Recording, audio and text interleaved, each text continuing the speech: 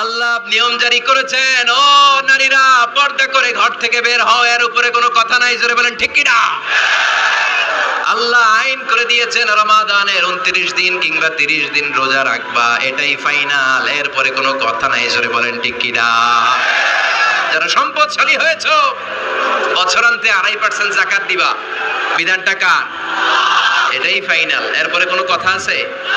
তার মানে আল্লাহ আল্লাহ রাসূল যেটা দিয়েছে এটাই ফাইনাল, এটাই সর্বোৎকৃষ্ট, এর চেয়ে উৎকৃষ্ট আর ভালো হতে পারে না, এটাই শ্রেষ্ঠ। এক সাহাবী বলল, আসুমুদ্দাহার, আমি সারা বছর রোজা রাখবো, রোজা ভাঙবো না।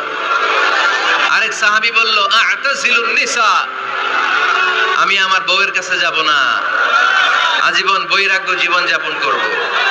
আরেক সাহাবী বলল, উসল্লিল লাইলা কুল্লাহ, সারা রাত তাহাজ্জুদ পড়ব, ঘুমাবো না। এই কথা